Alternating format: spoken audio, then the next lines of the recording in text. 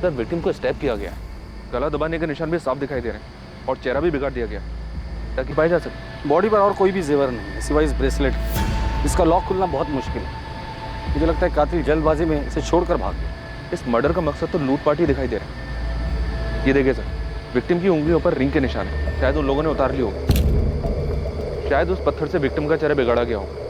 उस पर खून के निशान है, शायद वो खून विक्टिम का होगा। बॉडी को पोस्टमार्टम के लिए भेज दो और मर्डर केस फाइल कर दो। सर मैं पास की सोसाइटी में रहता हूँ। मैं बालकनी पे खड़ा था, मैंने देखा कि एक वाइट कलर की वोजन 800 कार जो है झाड़ियों के पास रुकी। उसमें से 2 आदमी उतरे और दोनों ने मिलकर एक बंडल को जो है नीचे फेंका। कौन थे वो दोनों? पहले कभी देखा उनको? रात बहुत थी, ऐसे भी ये जगह मेरी बालकनी से बहुत दूर है, मैं देख नहीं पाया। और कुछ देखा था? कार का नंबर या और कुछ?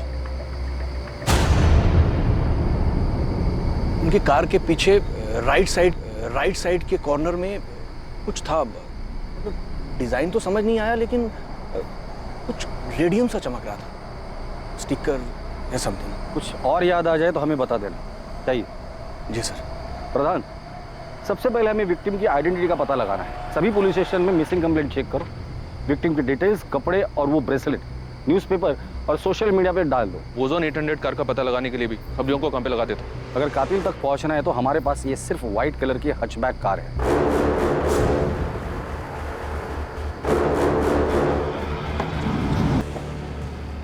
राजीव, किसी को शक तो नहीं होगा ना कि ये गाड़ी मेरी थी? तो टेंशन मत ले। अगर हम शांत रहेंगे ना तो किसी को कुछ नहीं पता चलेगा, समझा? और ये गहने का क्या करना है? तू रख ले, इस काम का इनाम समझ। बस ध्यान रखना, कहीं ना अभी बेचने की कोशिश भी मत करना।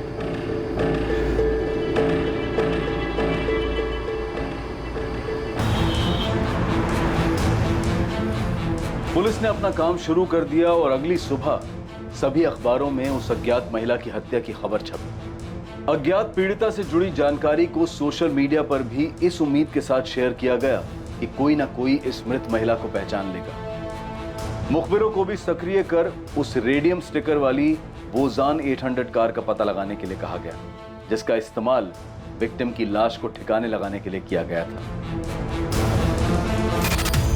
पल्लवी मैम, हाँ क्या हुआ सरिता? वो शास्त्री नगर वाले केस में उन तीनों बच्चों को कहाँ बेचा गया इसका पता चल गया। किसी चांद बेगम के कोठे पे हैं वो तीनों, डीबी रोड के रेड लाइट एरिया में। तुम ऐसा करो, अंजलि और पूजा से बात करो, उनसे कोऑर्डिनेट करके उन्हें कहो कि डायरेक्टली स्पॉट पर ही पहुंच जाए। मैं इंस्पेक्टर सिंह से बात करती हूँ। इस बार हमें तुरंत रेड करनी पड़ेगी। Okay ma'am. विक्टिम की एज 28 और 32 साल के बीच की है। टोटल 4 बार उसे स्टैब किया गया है। मर्डर वेपन जैसे कोई तेज धार वाला हथियार जैसे चाकू। स्टैबिंग के साथ साथ विक्टिम का गला भी दबाया गया है। दम घुटने की वजह से विक्टिम की मौत हुई है। कातिल नहीं चाहता था कि विक्टिम किसी भी हालात में जिंदा बचे। बॉडी पर काफी स्ट्रगल मार्क्स है, जैसे विक्टिम ने काफी हाथ पैर मारे होंगे, लेकिन उसे काबू में करने के लिए एक आदमी काफी नहीं होगा। इसलिए ऐसा लग रहा है कि हत्यारे एक से ज्यादा होंगे, but I am not sure. कोई सेक्सुअल असॉल्ट? नहीं, but victim was sexually active. मौत का समय क्या होगा? कल रात 10 और 12 के बीच। अज्ञात महिला की हत्या की खबर जंगल में लगी आग की तरह गुरुग्राम में फैल गई। पुलिस उम्मीद में थी कि उन्हें पीड़िता के बारे में कोई ना कोई जानकारी जरूर मिलेगी जो पीड़िता को एक नाम देने में मददगार साबित होगी। और जल्द ही उनका इंतजार खत्म हुआ और ऐसी एक खबर ने उनके दरवाजे पर दस्तक दी। सर मुझे पक्का यकीन है कि ये मेरी पड़ोसी नताशा है, नताशा गिल। मैंने कई बार उसे इन कपड़ों में देखा है। कपड़ों के साथ साथ ये जो गोल्डन ब्रेसलेट आप देख रहे हैं, ऐसा सेम ब्रेसलेट नताशा के पास था। आप श्योर हैं कि ये नताशा का ही है? हाँ सर, मैं पूरी तरीके से श्योर हूँ, क्योंकि उसी का ब्रेसलेट देखकर मैंने खुद के लिए सेम ब्रेसलेट बनवाया था। ये देखिए। Wow Natasha, such a beautiful bracelet. Thank you. मैंने ना स्पेशली डिजाइन चूज करके बनवाया था। क्या मैं सेम डिजाइन का ब्रेसलेट खुद के लिए बनवा दूं? Sure, why not. आपने बताया कि नताशा आपके पड़ोस में रहती है? हाँ सर, इनफैक्ट यहाँ आने से पहले मैंने नताशा के घर जाकर चेक भी किया था।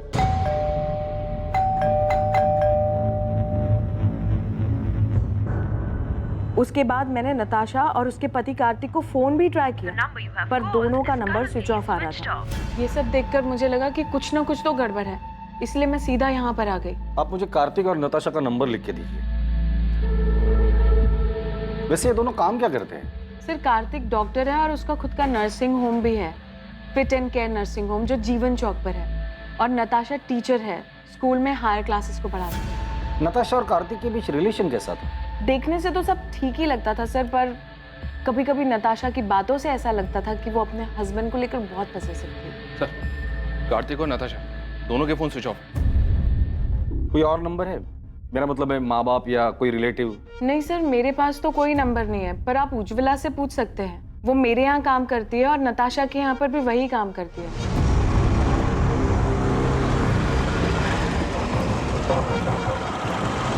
हाँ साहब, मैं ही नताशा दीदी और कार्तिक साहब के घर काम करने जाती हूँ।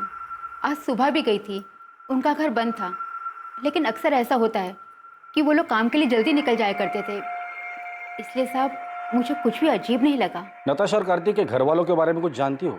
किसी का नंबर या पता है तुम्हारे पास? पता तो नहीं मालूम, लेकिन नताशा दीदी के माँ बाप गुरुग्राम में ही कहीं रहते हैं। उनकी माँ का नंबर है मेरे पास। इन दोनों का आपस में रिश्ता कैसे था? पहले तो बहुत अच्छा रिश्ता था, लेकिन पिछले 3 महीने से उन दोनों के बीच में काफी झगड़े हो रहे थे। 10 अगस्त को उनके यहाँ काम करने गई थी? जी। क्या तब लड़ाई झगड़ा कुछ हुआ था? हाँ साहब, उस दिन भी उन दोनों के बीच में काफी झगड़ा हुआ था। ये तुम्हें कहाँ से मिले? झूठ है ये। अब तो झूठ बोलना बंद करो कार्तिक। तुम देखना मैं तुम्हें कैसे बर्बाद करती हूँ अब। नताशा ने? क्यों? वो अफेयर वाले शक को लेकर? हो सकता है साहब। ठीक है उज्ज्वला, तुम जा सकते, जरूरत पड़ेगी तो दोबारा बुला लो। जी साहब। साहब, वो जो लाश है सच में नताशा दीदी की है? देखो, जब तक नताशा के परिवार वाले आके लाश को पहचान नहीं लेते हम कुछ नहीं कह सकते। नताशा के पेरेंट्स से बात हो गई है, वो डेड बॉडी की पहचान करने के लिए हॉस्पिटल आ रहे हैं, लेकिन सर कार्तिक के बारे में उन्हें भी कोई खबर नहीं है। अगर वो लाश नताशा की है तो बड़ी अजीब बात है। बीवी को मरे 2 दिन हो गए और पति गायब है। या तो कार्तिक भाग गया है या फिर उसके साथ भी कुछ हुआ है। ईशा, तुम्हारा असाइनमेंट कंप्लीट हुआ? कल तुम्हारी लास्ट डेट है ना? नहीं माँ। क्यों? और तुम कॉलेज भी नहीं गई आज? मेरा मन नहीं हो रहा था। अच्छा माँ, वो पापा से बात हुई? नहीं, और मुझे उनसे कोई बात करनी भी नहीं। अच्छा ठीक है बैठो, खाना खाओ। वो तुम्हारे पापा हैं, तुम उनसे बात नहीं करोगी तो सब क्या कहेंगे? जिसे जो बोलना है बोलने दो माँ, मुझे कोई फर्क नहीं पड़ता। जो कुछ भी हुआ है उसे अब पीछे छोड़कर आगे तो बढ़ना पड़ेगा ना। ईशा, मैं तुमसे बात कर रही हूँ, फोन साइड में रखो। माँ, आपने ये मैसेज देखा? क्या?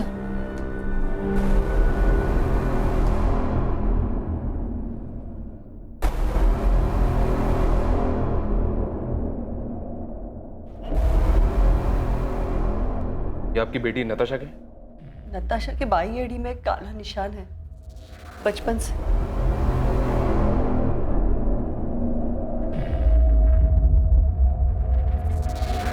नताशा, नताशा, नताशा,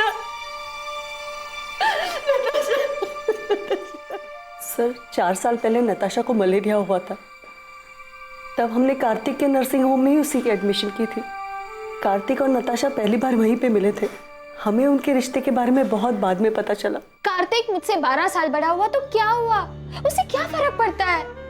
हम एक दूसरे से बहुत प्यार करते हैं, ये काफी नहीं है? नताशा, तुम अभी समझ नहीं रही हो। 12 साल बहुत होते हैं, और फिर कार्तिक की एक बार पहले शादी हो चुकी है।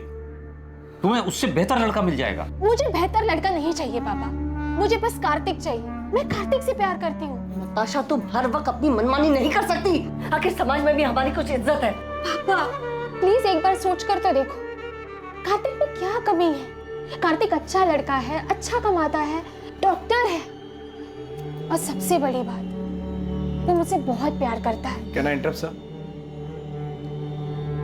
सर, मैं आपसे वादा करता हूँ मैं नताशा का ख्याल रखूँ,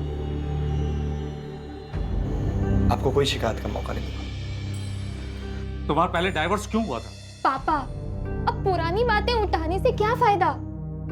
कार्तिक आगे बढ़ चुका है अब मेरे साथ, और हम एक दूसरे के साथ बहुत खुश हैं। नताशा को हम दुखी नहीं देख सकते थे, इसलिए हमें उसकी जिद के आगे झुकना पड़ा। क्या आप लोगों को पता है कि कार्तिक की जिंदगी में नताशा के अलावा भी एक दूसरी औरत थी? क्या? सर ये क्या कह रहे हैं आप? जी हाँ, और पिछले कई महीनों से इसी बात को लेकर कार्तिक और नताशा के बीच झगड़ा हो रहा है। सर मेरी नताशा से हर दूसरे दिन बात हुआ करती थी, उसने तो कभी ऐसा कुछ नहीं कहा। सर, नताशा और कार्तिक दोनों के कॉल रिकॉर्ड्स कल सुबह तक आ जाएंगे। प्रधान, जल्द से जल्द हमें कार्तिक तक पहुंचना होगा। पहले उसकी बीवी नताशा की डेड बॉडी हमें मिलती है, फिर पता चलता है कि उसके लाइफ में नताशा के अलावा दूसरी औरत भी, और इन सब के बीच ये कार्तिक कहाँ गायब हो गया पता नहीं। हो सकता है सर कार्तिक के कॉल रिकॉर्ड से हमें उस दूसरी औरत का पता चल जाए।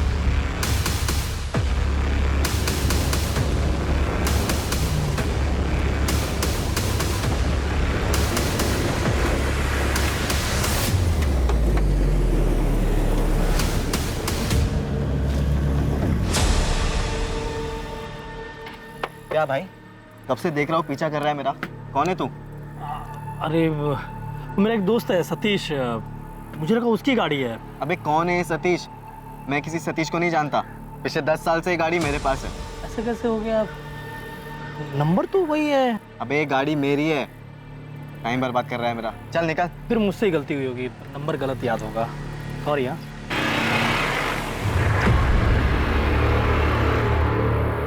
हाँ विक्रांत बोल। राजीव, वो एक आदमी मेरा पीछा कर रहा था गाड़ी से। पीछा कर रहा था? तो तूने क्या किया? मैंने उससे जब पूछा तो बोल रहा था कि किसी सतीश की गाड़ी है ये। तूने उसकी शक्ल देखी ना? वो दिखने में कैसा था? मतलब पुलिस वाला लग रहा था क्या तुझे? नहीं, पुलिस वाला तो नहीं लग रहा था वो। तू फालतू में टेंशन ले रहा। अबे हमने पीछे कोई सबूत छोड़ा ही नहीं है, कोई तुझ तक नहीं पहुंच पाएगा विक्रांत। ठीक है राजीव। सर, कॉल रिकॉर्ड्स के हिसाब से नताशा रात को 10 बजे अपने घर वाले एरिया से बाहर निकली थी। फिर उसका फोन एक जगह से दूसरी जगह लगातार मूव होता रहा, और 1 घंटे बाद तकरीबन रात को 11 बजे उसका फोन स्विच ऑफ हो गया। उसके फोन पर लास्ट कॉल रात को 9:30 बजे था सर, 44756 इस नंबर से। मतलब कॉल आने के आधे घंटे बाद वो घर से निकली, जरूर कॉलर से मिलने गई। किसका नंबर है ये नंबर भी स्विच ऑफ है सर, इसकी भी डिटेल्स निकलवा रहा हूँ। कार्तिक का कुछ पता चला? उसके कॉल रिकॉर्ड्स क्या कहते हैं? सर 10 अगस्त की रात को कार्तिक का फोन रात को 11:50 पर स्विच ऑफ हुआ था। उसका last location new Delhi airport है। मतलब मर्डर करके सीधा भागने का प्लान था। सर कार्तिक के कॉल रिकॉर्ड में 2 नंबर्स और मिले, एक है मोना सहगल का और दूसरा है डॉक्टर अभय सचदेवा का। कार्तिक ने फोन स्विच ऑफ करने से जस्ट पहले इस डॉक्टर अभय सचदेवा को कॉल किया था। ये अभय उसी के नर्सिंग होम में उसके साथ काम करता है। और ये मोना? ये भी कार्तिक के नर्सिंग होम में नर्स है सर। कार्तिक और मोना के बीच पिछले 3 महीनों से काफी बातें हो रही थी। कार्तिक का जिसके साथ अफेयर चल रहा है वो दूसरी औरत मोना ही है। पता नहीं, इस मोना को पुलिस स्टेशन बुलाओ और तुम फिट एंड के नर्सिंग होम में जाकर डॉक्टर अभय से मिलो और कार्तिक के बारे में पता करो। नताशा का मर्डर हो गया? कब?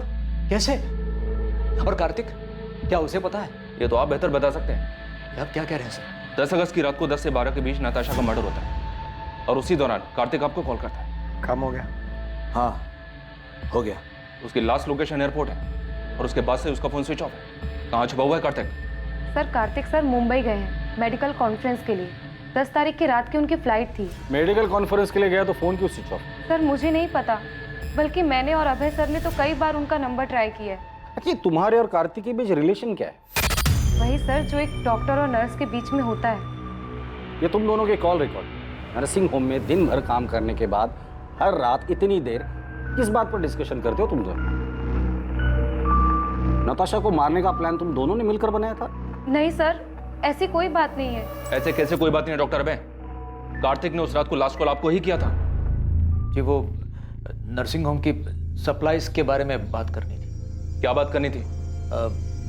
कंसाइनमेंट डिले हो गया था ना, उस बारे में। किस चीज का कंसाइनमेंट? कहाँ से आने वाला था और कब आने वाला था? जी वो डॉक्टर अभय, आप झूठ बोल रहे हैं। अभी आप हमें सीधी तरह से बताइए कि कार्तिक ने नताशा के मर्डर के बारे में आपको क्या बोला?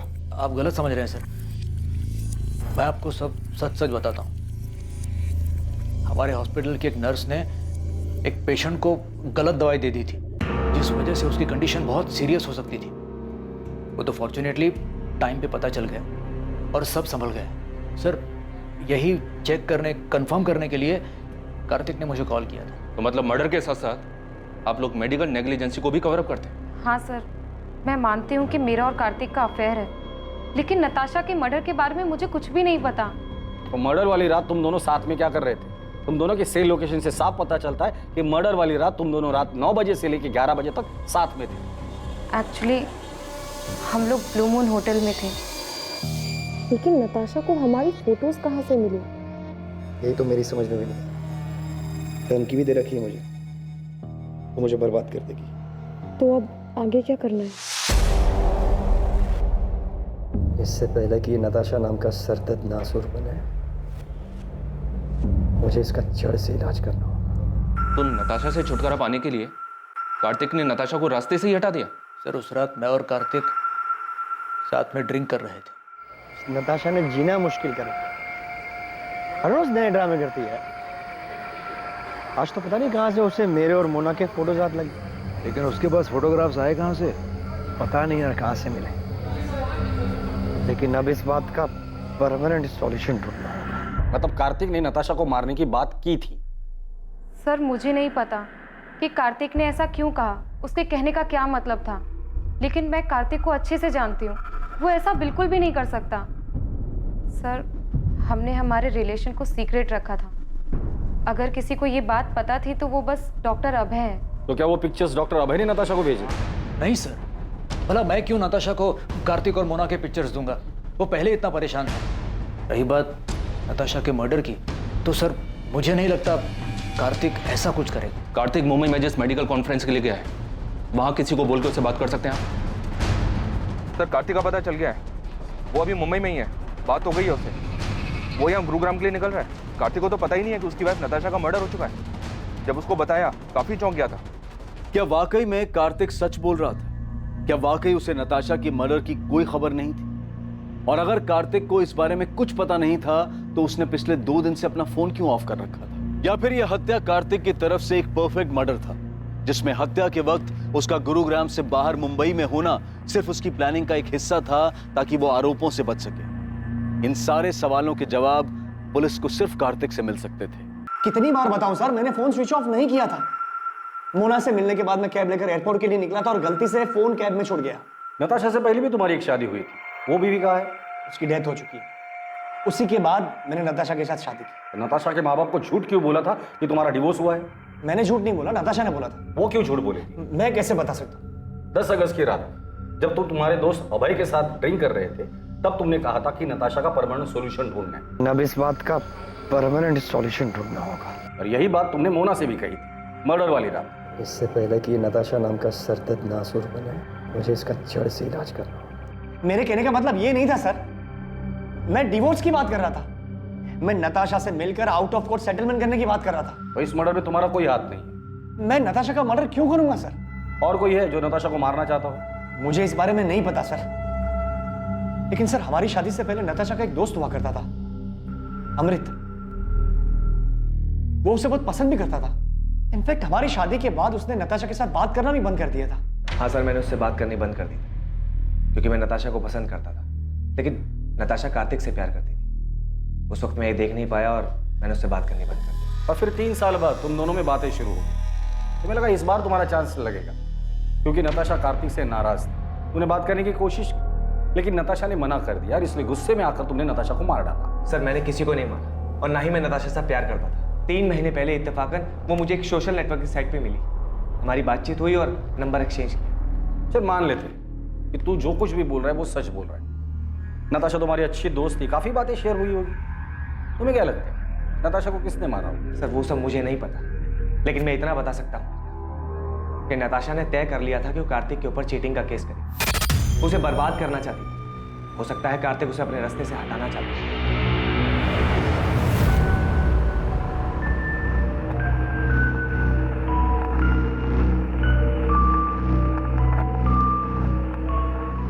ये कार्तिक तो हमारे साथ गेम खेल रहा है। मतलब? इसने हमसे कहा था कि इसकी एक्स वाइफ की डेथ हो चुकी है। तो क्या वो जिंदा है? वो जिंदा ही नहीं है सर, वो नताशा के क्रीमेशन में भी आई थी।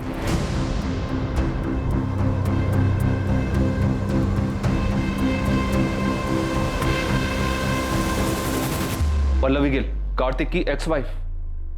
कार्तिक ने हमसे ये क्यों कहा कि उसकी एक्स वाइफ की डेथ हो चुकी है? मुझे नहीं पता। हमारे रिश्ते के बारे में सभी लोग जानते हैं, कुछ छुपा नहीं है इसमें। नताशा भी हमारे रिश्ते के बारे में जानती थी। अब लोगों को डिवोर्स क्यों हुआ? डिवोर्स? डिवोर्स नहीं हुआ है हमारा। मतलब आप दोनों का डिवोर्स नहीं हुआ था और उसके बावजूद कार्तिक ने नताशा से शादी कर ली थी। मैं जानता हूं तुम्हें हर्ट कर रहा हूं, लेकिन अब और धोखे में रखना नहीं चाहता। कार्तिक, हम तो एक साथ खुश थे ना, फिर ये अचानक से क्या हो गया? पल्लवी, मैं नताशा को शादी करने का वादा कर चुका। कार्तिक अपना मन बना चुका था। वो नताशा से प्यार करता था और मेरे पास उसे रोकने की कोई वजह बची नहीं थी। आप दोनों की शादी कब हुई? 2007 में लव मैरिज थी। दोनों का कोई बच्चा?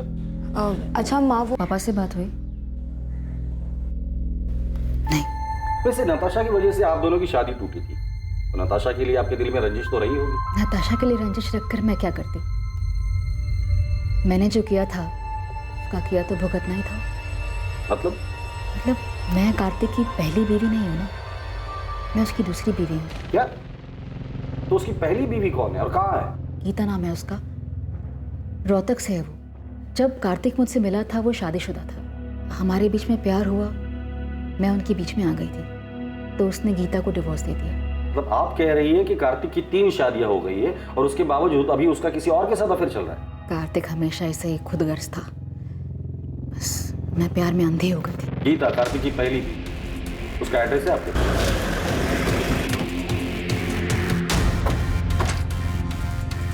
जगदीश अग्रवाल। हाँ सर, मैं ही हूँ, लेकिन आप क्यों पूछ रहे हैं? 444756, ये तेरा नंबर है ना? था सर, मैंने फ्री इंटरनेट के लिए लिया था। उसके फोन पर लास्ट कॉल रात को 9:30 बजे था सर, 444756, इस नंबर से। ये नंबर भी स्विच ऑफ है सर, इसकी भी डिटेल्स निकलवा रहा हूँ। अभी सच सच बोल, नताशा गिल को क्यों मारा? नताशा? सर ये कौन है और मैं किसी को क्यों मारूंगा? तू एडीआई कॉलेज में पढ़ता है ना? नहीं सर, मैं तो एसआरवी कॉलेज में पढ़ता हूँ। सर मुझे नहीं पता आप किस मर्डर की बात कर रहे हो। मैं किसी नताशा को नहीं जानता, और इंटरनेट यूज़ करने के बाद मैंने वो सिम कार्ड फेंक दिया था सर। और तेरी इस लापरवाही की वजह से किसी ने उस सिम कार्ड का इस्तेमाल करके बहुत सफाई के साथ मर्डर कर दी। सच सच बता, नताशा के मर्डर में कहीं तेरा हाथ तो नहीं? दिमाग खराब हो गया तेरा? क्या बोलना क्या चाहता तू? पुलिस को तुझ पे शक। उस रात तूने कहा था कि तू नताशा से काफी परेशान था, उससे पीछा छुड़ाने के लिए कुछ करने की सोच रहा था। अभय, मैं मुंबई से लौटने के बाद नताशा के साथ डिवोर्स देने की सोच रहा था। ये बात तू मुझे उस रात भी कह सकता था। मुझे भरोसा नहीं मुझ पर। मैं तुझ पे भरोसा करना चाहता हूँ, एंड आई ट्रूली होप कि तू सच बोल रहा है।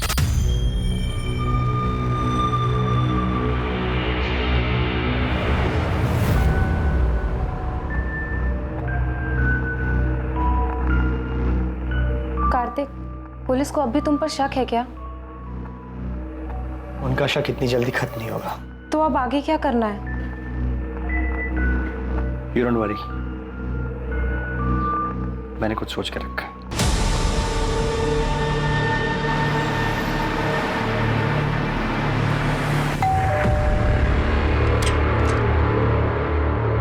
गीता कक्कड़ जी। जी, कार्तिक और मेरी शादी तो बहुत ही कम उम्र में करा दी गई थी, और जैसे ही उसकी पढ़ाई कंप्लीट हुई तो दिल्ली के एक हॉस्पिटल में उसकी जॉब भी लग गई। पहले तो हफ्ता 2 हफ्ते में अक्सर वो घर चला आया करता था, लेकिन फिर धीरे धीरे हफ्ते महीने में बदल गए। आपका और कार्तिक का डिवोर्स कब हुआ? 2007, जब कार्तिक दिल्ली में था तब उसकी मुलाकात पल्लवी से हुई। मुझे तो उनके रिश्ते की कोई भनक भी नहीं थी, लेकिन फिर अचानक कार्तिक ने सामने से आके मुझे सब कुछ बता दिया। इसलिए जब उसने मुझसे डिवोर्स मांगा तो मैंने मना नहीं किया। कार्तिक का काम अच्छा चल रहा था, तो मुझे लगा कि वो हमारी बेटी को एक अच्छी जिंदगी दे पाएगा, इसलिए मैंने हमारी बेटी की कस्टडी उसे सौंप दी। आपकी और कार्तिक की एक बेटी भी है? जी हाँ, ईशा गिल, और वो अपने पापा कार्तिक और पल्लवी के साथ ही तो रहती है। लेकिन कार्तिक और पल्लवी दोनों ने हमें ईशा के बारे में तो कुछ नहीं बताया। कार्तिक आखिर झूठ क्यों बोल रहा था? क्या वो खुद को बचाना चाहता था या फिर किसी और को? पल्लवी से मेरी शादी हुई तब ईशा 7 साल की थी। शुरुआत से ही मैंने ईशा को अपनी बेटी माना था। मैंने और कार्तिक ने दोनों ने मिलकर इसे बड़ा किया है। लेकिन फिर पापा की जिंदगी में नताशा आई और सब कुछ बिखर गया। मैं ईशा को अपने साथ रखना चाहता था, उसे कभी छोड़ना नहीं चाहता था। लेकिन मैं माँ को छोड़कर कहीं नहीं जाना चाहती थी, खासकर उस नताशा के साथ रहने के लिए, जिसकी वजह से मेरी माँ को इतनी ठेस पहुंची। मैंने वो घर छोड़ा था, लेकिन ईशा को कभी नहीं छोड़ा। वो मेरी इकलौती औलाद है। मेरे लिए मेरी फैमिली सिर्फ मेरी माँ है सर, और कोई भी नहीं। और अगर पापा को मेरी इतनी चिंता होती तो वो मुझे छोड़कर कभी नहीं जाते। कार्तिक, पल्लवी और ईशा तीनों से बात करके सिर्फ फैमिली ड्रामा सामने आ रहा है। अभी तक हमारे पास किसी के खिलाफ कोई सबूत भी नहीं है और ना ही कोई वजह। सर कार्तिक के कॉल रिकॉर्ड्स के हिसाब से भी उसकी और नताशा की लोकेशंस अलग अलग है। मैंने पल्लवी और ईशा के कॉल रिकॉर्ड्स भी स्टडी की। इंसिडेंट के वक्त ये दोनों घर पर ही थे। इनके अलावा डॉक्टर अभय, नताशा का फ्रेंड अमृत और नर्स मोना, इनके खिलाफ भी कुछ नहीं मिला। तो प्रधान नताशा को मारा किसने? किसने की होगी इतनी जबरदस्त प्लानिंग जो हमारे हाथ ही नहीं लग रहे? साहब अंदर आऊं क्या? आजा बहादुर, कुछ अच्छी खबर है तो बता। साहब हमने गुरुग्राम में आपकी सफेद कार को पूरी तरह छान मारा, लेकिन किसी भी कार पे वो स्टिकर नहीं दिखा सर। यहाँ तक कि एनसीआर इलाके में भी ढूंढा, लेकिन वो स्टिकर वाली कार नहीं दिखी सर। और नताशा के गहनों के बारे में कुछ पता चला? अभी मार्केट में आए नहीं है। और सर वो सुपारी वाले एंगल से भी कुछ मिला नहीं। तुमने कहा था कि गुरुग्राम में 3 ओजोन 800 सफेद कार्स हैं, लेकिन किसी पर भी स्टिकर नहीं है, पता है मुझे। उन कार ओनर्स का नाम और एड्रेस है तुम्हारे पास? हाँ साहब, वो तो मैंने पहले ही पता कर लिया। मुझे लगता है कातिल ने वो रेडियम स्टिकर निकाल दिया होगा। प्रधान, इन तीनों की हिस्ट्री निकालो और उठाकर लेकर आओ। मुझे लगता है इन तीनों में से कोई एक तो हमारे काम का आदमी है।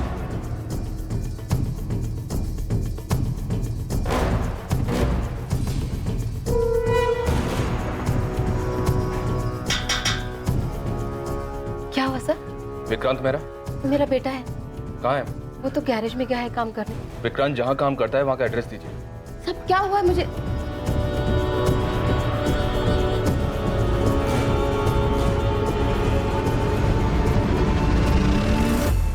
विक्रांत गैरेज में नहीं है, और कहाँ जा सकता है?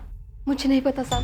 सर ये देखिए सर, ये विक्रांत के कमरे से मिला है। जूतों के डब्बों में छुपा कर रखा गया था। और सर विक्टिम के पति ने जो हमें फोटोज दी थी उससे ये मैच करता है सर। ये इतने महंगे गहने, ये किसके है साहब? उस औरत के जिसका खून आपके बेटे ने किया। खून?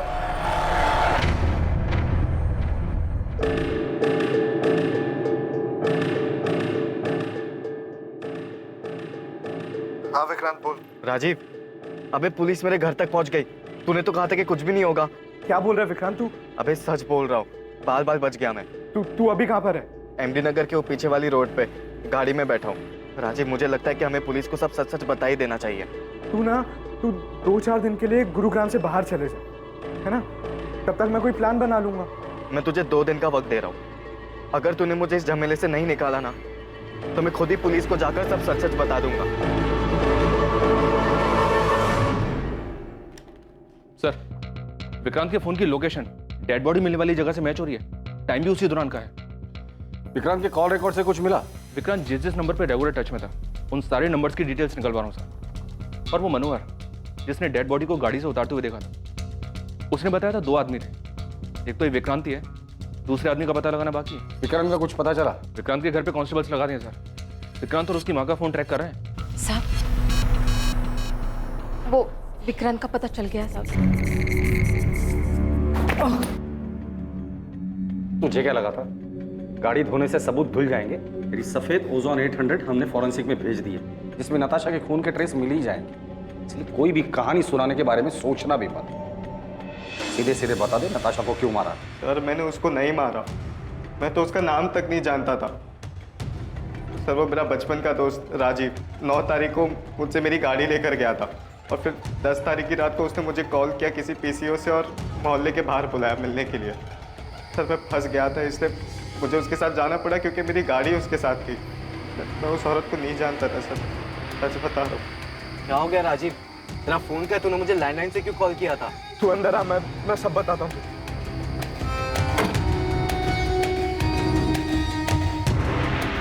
राजीव तू इतना बौखलाया हुआ क्यों है? कुछ बताएगा मुझे क्या हुआ?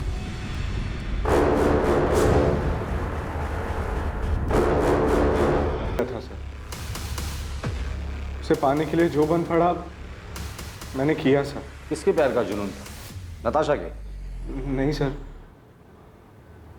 ईशा के। ईशा के लिए तूने नताशा को मार दिया? हाँ सर। तो ईशा ने तुम्हें कहा था नताशा को मारने के लिए? नहीं सर, उसकी माँ पल्लवी ने कहा था सर।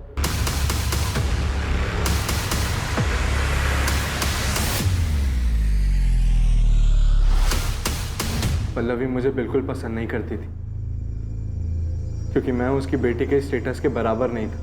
मैं और राजीव पिछले 6 महीने से डेट कर रहे थे, पर माँ हमारे रिश्ते से खुश नहीं थी। तकरीबन 1-1.5 महीने पहले मैंने राजीव को घर बुलाया था लंच पर, ताकि माँ उसे और जान सके। जब मैंने राजीव को घर पे देखा तो मुझे लगा कि इस मर्डर को अंजाम देने में मैं उसका इस्तेमाल कर सकती हूँ, इसलिए मैंने उसके सामने एक शर्त रखी। तुम अगर ईशा के साथ रहना चाहते हो, मेरा एक काम करना पड़ेगा। मैं आपकी बेटी से प्यार करता हूँ और ईशा के साथ के लिए मैं कुछ भी करने के लिए तैयार हूँ। किसी की जान ले सकते हो? माँ, इस सब में आप राजीव को क्यों खींच रही हो? तुम्हारे साथ रहना चाहता है ना, तुम्हारा साथ नहीं दे सकता। राजीव नताशा को मारने के लिए तैयार था, ईशा नहीं चाहती थी कि वो किसी पछड़े में पड़े। मैं उसका इस्तेमाल नहीं कर सकती। हाँ, अगर वो तुमसे प्यार करता है तो तुम्हारे लिए इतना तो कर ही सकता है। लेकिन माँ, आप ऐसे कैसे किसी और की लाइफ डेंजर में डाल सकती हो? उसका तो इन सब से कोई लेना देना भी नहीं है। थोड़ा अकल से काम लो ईशा। कल को अगर नताशा के मर्डर की बात पुलिस तक पहुंच भी जाती है तो राजीव पर हम सारा ब्लेम डाल सकते हैं। माँ, अगर ये सब बात आप ना ही करो तो बेहतर होगा। राजीव पर प्यार का भूत सवार था। वो किसी भी तरह हमारे रिश्ते पर माँ की हामी चाहता था, इसलिए उसने मेरे लिए अपने सर पर इतना बड़ा खतरा उठा लिया। वो तो उसे करना ही था, बेवकूफ है वो। नताशा को कैसे मारा और क्यों? नताशा को मारने के लिए उसे उसके घर से बाहर निकालना जरूरी था, और मेरे कुछ भी कहने से वो घर से बाहर निकलने वाली थी नहीं। उसे कुछ मजबूत चारा देने की जरूरत थी, और फिर मैंने उसे वो चारा दी। ईशा की माँ कार्तिक और मोना के बारे में सब जानती थी, उसे सब पता था उनके अफेयर के बारे में, और यही बात मैंने एक अज्ञात कॉलर बनकर नताशा के कान में भरी। मैं उसे एक ऐसे नंबर से कॉल और मैसेज करता था जो मेरा नहीं था, मुझे कहीं पड़ा मिला था, और आगे का प्लान ये था कि धीरे धीरे मैं नताशा का विश्वास जीत लूँगा, और इन सब के लिए मुझे कार्तिक और मोना की एक पिक्चर चाहिए थी।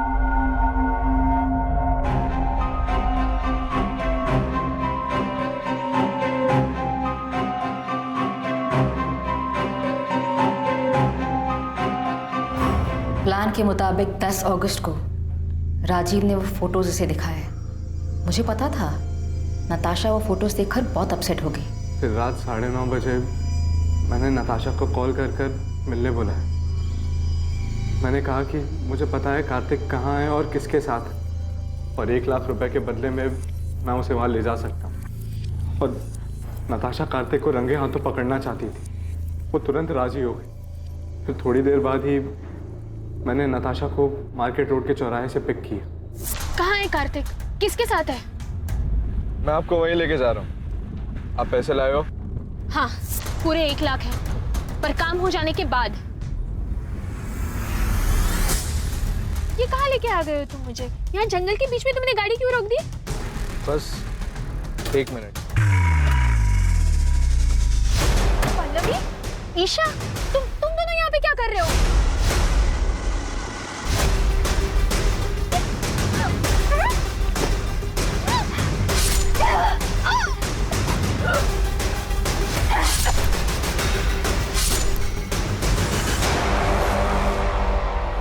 क्राइम कैसे हुआ ये तो आपने हमें बता दिया, पर एक सवाल अब भी बाकी है पल्लवी जी। क्यों? वजह क्या थी नताशा को मारने की? हुआ ये तो आपने हमें बता दिया, पर एक सवाल अब भी बाकी है पल्लवी जी। क्यों? वजह क्या थी नताशा को मारने की? कार्तिक मेरा था, कानूनी तौर से भी और मन से भी। वो मेरा पति था और नताशा ने उसे मुझसे छीन लिया था, इसलिए मुझे उसको अपने रास्ते से हटाना था। लेकिन आप दोनों तो बहुत साल पहले अलग हुए थे, तो फिर क्यों? क्योंकि मैं कार्तिक को बहुत अच्छी तरह से जानती हूँ। शादी के दौरान भी उसके कई सारे अफेयर्स हुए, पर हर बार वो मेरे पास लौट कर आया था। और नताशा आने के बाद वो लौट कर नहीं आया? हाँ, पता नहीं उसने क्या जादू कर दिया था। जब पहली बार मुझे कार्तिक ने बताया नताशा के बारे में कि वो उसे शादी करना चाहता है, तो मैंने उसकी बात मानी नहीं, क्योंकि मुझे तब भी उम्मीद थी कि वो मेरे पास वापस लौट कर आएगा। पर उसने शादी की, और तब मुझे बहुत बड़ा धक्का लगा।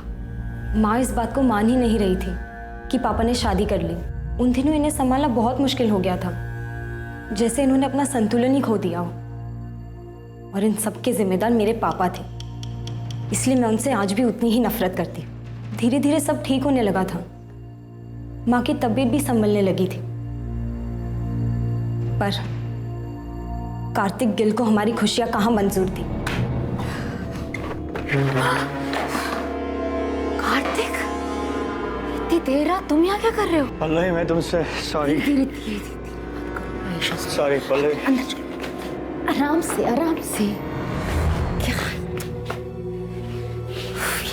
क्या हालत बना रखी है तुमने? Miss you Pallavi, I miss you. क्या कह रहे हो तुम ये? सच बोल रहा हूँ। मेरी जिंदगी में तुम्हारी जगह और कोई नहीं ले सकता। इतने सालों बाद अब तुम्हें मेरी याद आई है? तुम ही तो गए थे ना मुझे छोड़कर। गलती हो गई मुझसे। मैं देखो आज वापस भी तो आया हूँ। आज मेरे पास सब कुछ, नताशा, मोना, फिर भी मैं बहुत अकेला हूँ।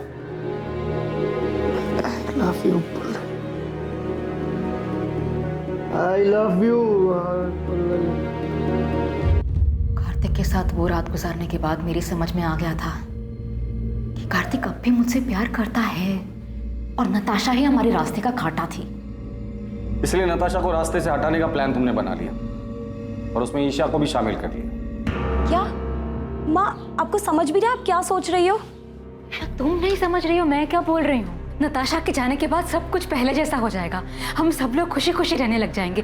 तुम्हारे पापा भी हमारे साथ रहेंगे। माँ प्लीज संभालो खुद को और मेरी बात को समझो। ये सब करने का कोई फायदा नहीं होगा माँ। पापा लौटकर नहीं आने वाले। प्लीज मेरी मदद करो। मैं अपनी माँ की तरह सपनों में नहीं जीती। मैं जानती थी ऐसा कुछ नहीं होगा। पापा की फितरत बदलने वाली नहीं थी। जब तुम्हें ये सब कुछ पता था तो माँ का साथ क्यों दिया? क्योंकि ये मेरी माँ है। बचपन से सिर्फ इन्होंने ही मुझे प्यार दिया है।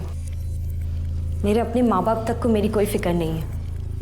इन्होंने कभी मुझे अकेला नहीं छोड़ा। और जहाँ तक बात नताशा की थी तो मेरी माँ की हालत की जिम्मेदार वही है। उसी ने हमारा घर तोड़ा था। सच कहूं, उसे मारने का मुझे कोई गम नहीं। तुम लोगों की जिंदगी अच्छे से कट रही थी। तुम दोनों को देखकर कोई नहीं कहेगा कि ईशा तुम्हारी असली बेटी नहीं है, तुम उसकी असली माँ नहीं। इतना सब कुछ अच्छे से चल रहा था, वो एक झटके में तुमने खत्म कर दिया। एक ऐसे आदमी के लिए जिसने बार बार ये साबित किया है कि वो तुम्हारा ही नहीं किसी का भी अच्छा पति बन ही नहीं सकता। और तुम्हारा घर नताशा ने नहीं तोड़ा है, कार्तिक, जिसे अपना घर, परिवार की या शादी इस शब्द की इज्जत करने आती ही नहीं है। बेटा ये तुमने क्या कर दिया? क्यों किया ऐसा? नताशा ने तुम लोगों का क्या बिगाड़ा था? नताशा ने नहीं, आपने बिगाड़ा। शौक क्यों हो रहे हैं? शादी और रिश्तों का मजाक बनाना तो आपकी आदत है ना। किसी के साथ रहना नहीं रहना ये तो आपकी मर्जी है। जब जी चाहा तब आप वापस आ गए और जब जी चाहा तब छोड़ दिया। पहले गीता, फिर माँ, नताशा और अब मोना। उसके साथ भी आप यही करेंगे ना? न जाने कितनी लड़कियों के साथ आपने सेम ड्रामा किया होगा। आपको तो ये भी नहीं पता कि इन सब चीजों का मुझ पे कितना बुरा असर पड़ा है। मुझे तो शर्म आती है कि मैं आपकी बेटी हूं।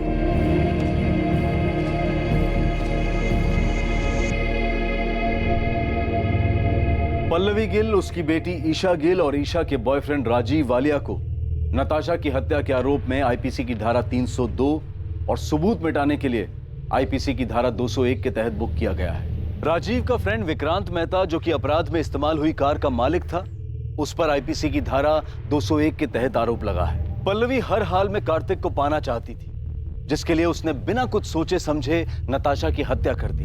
पल्लवी भावनात्मक रूप से उस हद तक पहुंच गई थी जहां तर्क और समझदारी बेकार लगने लगे थे, जहां पल्लवी को अपराध ही एकमात्र जरिया दिखाई दे रहा था और उसने इस जुर्म में ईशा को भी भागीदार बना लिया। बेशक पल्लवी गलत थी, लेकिन वो अकेली गलत नहीं थी। अगर ईशा चाहती तो अपनी मां को समझाकर इस जुर्म को होने से रोक सकती थी, लेकिन उसने भी अपने अंदर की कड़वाहट के कारण समझदारी, लॉजिक और कॉमन सेंस को दरकिनार कर दिया। भावनात्मक रूप से उथल पुथल होने के वक्त लिया गया हर फैसला इसमें शामिल लोगों के लिए हमेशा तबाही लाने वाला ही होता है। फिर मुलाकात होगी एक और नए केस के साथ। देखते रहें क्राइम पेट्रोल सतर्क, सोमवार से शुक्रवार रात 11 बजे। और याद रखें, क्राइम और आपके बीच में सिर्फ इतना फर्क है कि आप कितने सतर्क हैं। सतर्क रहें, सुरक्षित रहें।